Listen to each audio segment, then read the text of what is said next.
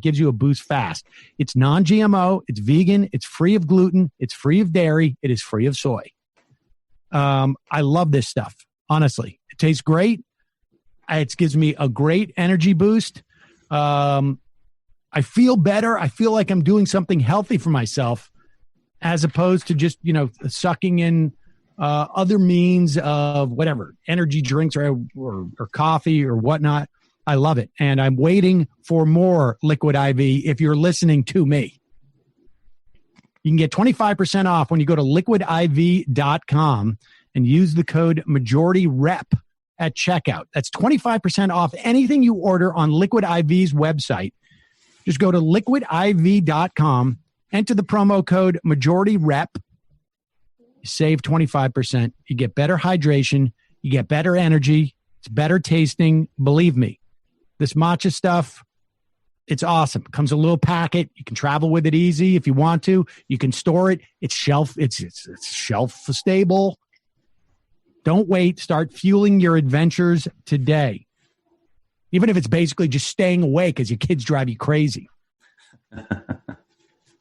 The other thing that now this is also become a staple of mine. This episode's brought to you by Magic Spoon. It's a breakfast cereal. And I know many of us, we liked breakfast as a kid. We don't eat it as an adult. Too sugary, right? It's an easy setup. I give breakfast cereal to the kids. Very difficult to get them to eat a breakfast cereal that isn't like just pounded with sugar. Magic Spoon is a new cereal company that's discovered a way to recreate your favorite childhood cereals. These are the ones that you enjoyed when they were like, the Cocoa Puffs, the Frosted Flakes. Well, Magic Spoon has created this new cereal. It has 0 sugar, 12 grams of protein, 3 net grams of carbs in each serving. It offers 4 flavors based on the all-time classics: cocoa, fruity, frosted, and blueberry. These are all like the... What's your favorite, Sam? Cocoa. Cocoa. No. I don't even have to think about it. Not even a question. Not even a question. Plus, they got a variety pack that lets you have them all. They've recreated the taste and the texture of classic sugary cereals, but it tastes so incredible. You'd never guessed it was healthy. It's keto-friendly. It is gluten-free. It is grain-free. It is soy-free. It is low-carb. And it is GMO-free. And guess, not only, the best part is that I've got now Saul thinks that I'm eating his cereal, and he doesn't realize that he's eating my cereal. Boom. It's like, all right, I'll do it. It's not, I generally don't like these type of cereals, Saul. These are really more for kids. Wow. And now we're both eating it. I'm psyched because I'm enjoying it. You're jiu-jitsuing and I'm psyched because he's not, I'm not pouring a bucket of sugar in his mouth in the morning. Go to magicspoon.com/Majority Report. Grab a variety pack. Try it today. Use the promo code Majority Report at checkout to get free shipping. Magic Spoon is so confident in their product, it's backed with a 100% happiness guarantee. So if you don't like it for any reason, they'll refund your money. No questions asked. That's magicspoon.com/Majority Report. Code Majority Report for free shipping.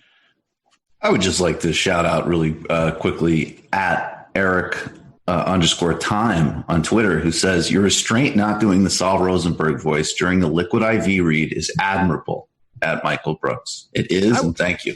I will say, just honestly, talking about those two things has already brightened my mood. I know. Let's go into this hydroxychloroquine thing, and then we'll talk more about the stimulus. And I want to talk about, obviously, the shutdowns that's happening with all the states. But this hydroxychloroquine thing is this is just another one of those stories that 6 months from now, a year from now, there's going to be some long-form magazine piece that is just going to be like, we should arrest every single one of those people if they haven't been arrested by that point again. There was a VA study that showed hydroxychloroquine can be fatal. They have stopped giving it to people at the VA. We knew this was the case in Brazil. We knew this was the case in France. We were waiting for a legitimate test, and we still are. as to its efficacy. And here's Donald Trump, who was pushing this thing like it was like the Trump hotels for weeks.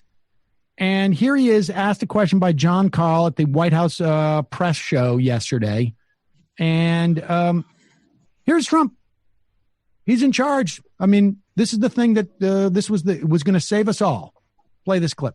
I'm wondering if you're concerned. This VA study showed that actually more people died that used the drug that didn't. And I'm wondering if Governor Cuomo brought you back any results. We didn't discuss it, and I don't know of the report. Obviously, there have been some very good reports, and perhaps this one's not a good report, but we'll be looking at it. We'll have a comment on it. A panel of experts at the NIH is actually now recommending against the use of hydroxychloroquine in combination with Z-Pak, which is something you've been recommending. I'm always willing to take a look. Fred? Another subject you were...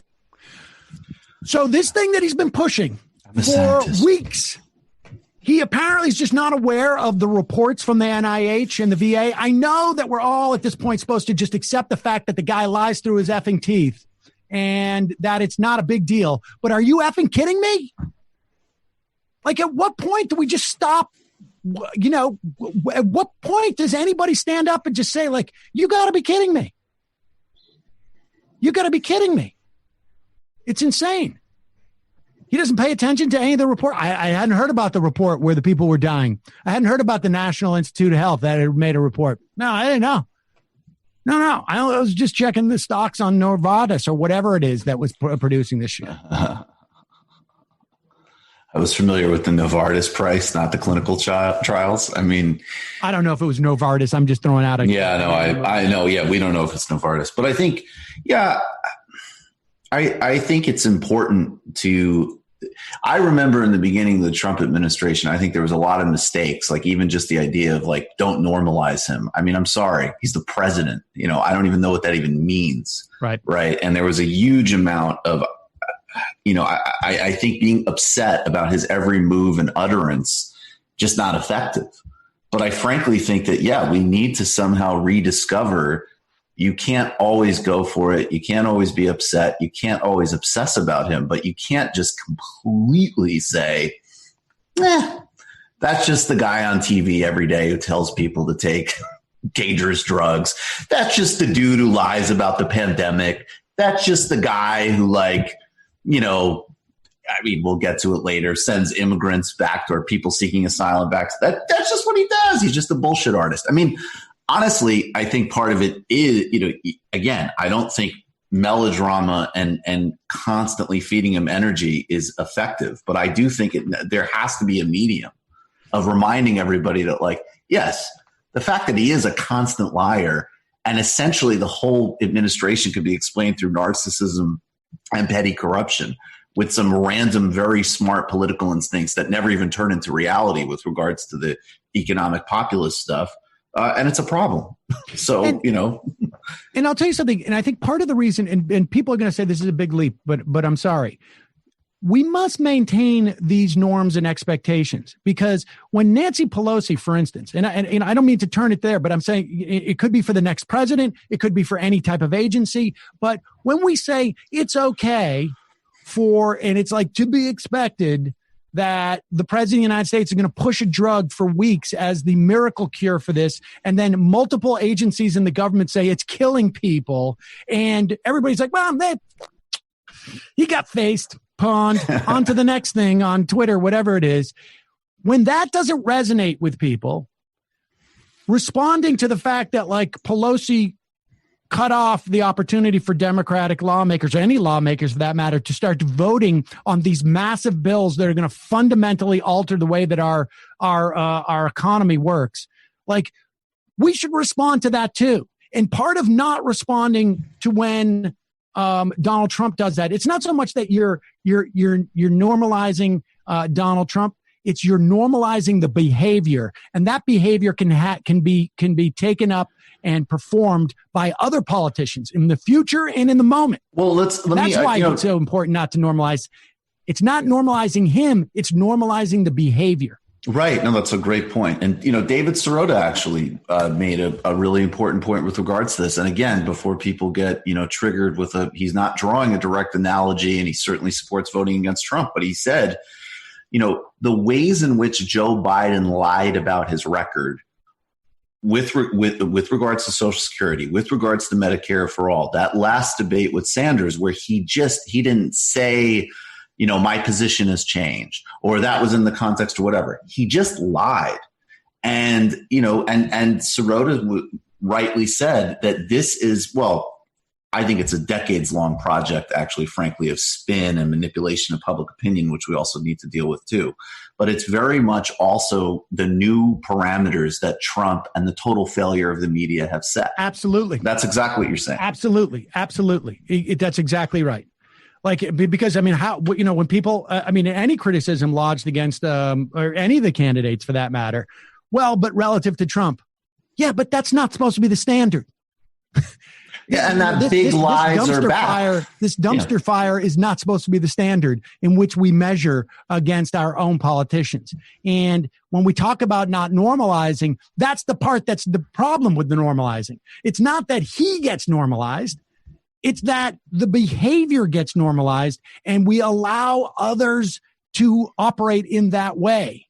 Right. Because it diminishes our expectations out of our leaders and our elected officials or our TV networks. What is in the new stimulus bill? This is sort of what they're calling an addendum to phase 3.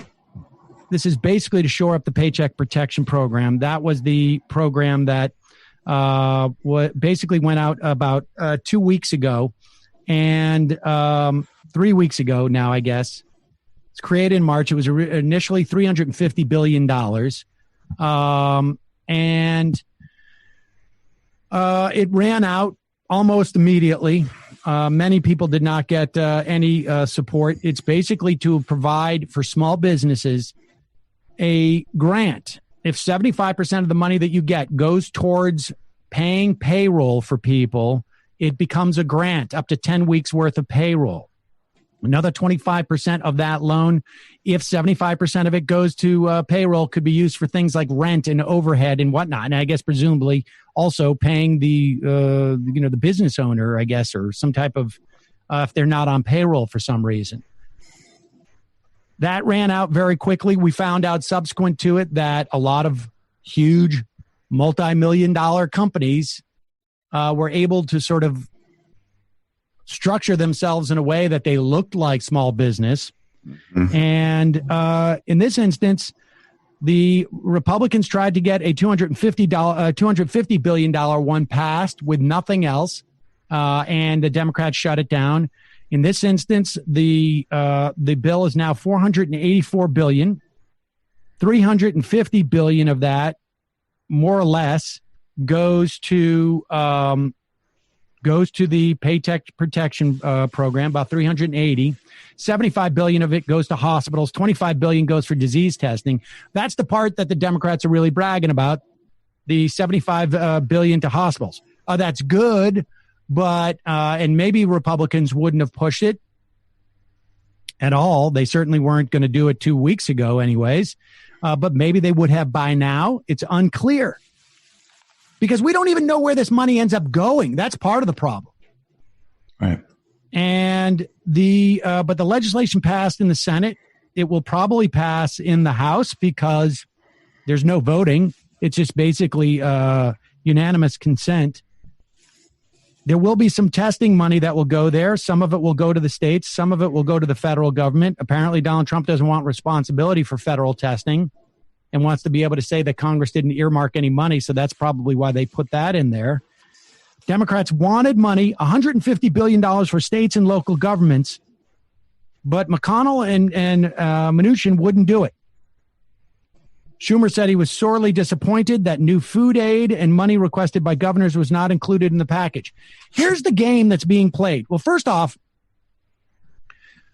at one point they should leverage some stuff and say, guess what? If you're not going to give money to feed people and you're not going to give money to states to help people who are unemployed.